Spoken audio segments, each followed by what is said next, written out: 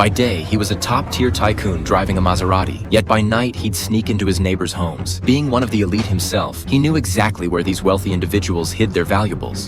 The Patek Philippe Nautilus sealed 18-karat white gold, blue sunburst dial, water-resistant up to 30 meters. Like that will ever come up. Like the ads say, you never actually own a Patek Philippe. You merely look after it for the next generation. As the Patek Philippe ad says, it never truly belonged to you anyway. No harm in him holding on to it now. Besides, who even looks at their watch these days? He then deftly took a wad of cash. Even when the alarm went off, he remained completely unfazed. This affluent neighborhood had its own private security, patrol teams, and police. With a crime rate that had been virtually zero for years, they only needed to maintain a minimal presence. He grabbed a pair of pajamas, pretending to have just woken up and come downstairs. At that moment, a group of police officers was already waiting outside the door. Hi guys, is everything okay? Good evening, sir. You live here? Yeah, I sure do.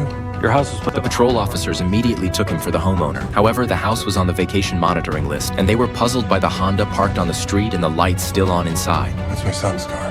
I told him to pull it in the garage before we left. So you are going on vacation? Oh yeah, bright and early tomorrow morning. My wife must have given you the wrong day when she called it in. No worries. Have a great trip. Thanks, guys. I appreciate it.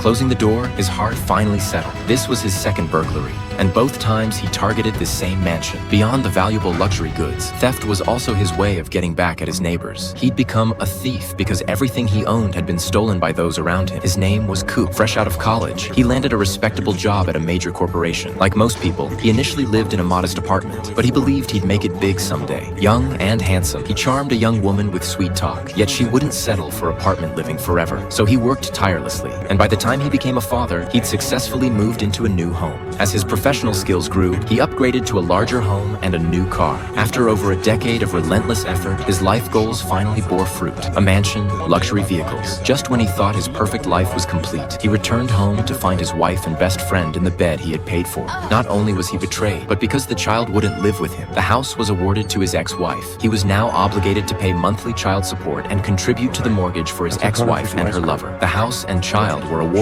to his ex-wife, yet the mortgage burden fell squarely on Cup. Even so, his ex-wife continued to shift the blame onto him. Remotely self-aware, you realize these things don't happen in a vacuum. And you could maybe take a little portion of responsibility for your side of it. Okay, I'm sorry, but you sleep with Nick. You kick me out of this place. I'm forced to pay for this entire mess, and I'm the one that's not being I'm responsible. not doing this right now. Oh, well, it's really no fun doing it alone. Then his wife's lover invited him to the backyard for steak. Cup never imagined that the house he worked so hard to buy would now make him an outsider. He declined the invitation and drove his Lamborghini away from the man who destroyed his family. I'm gonna go.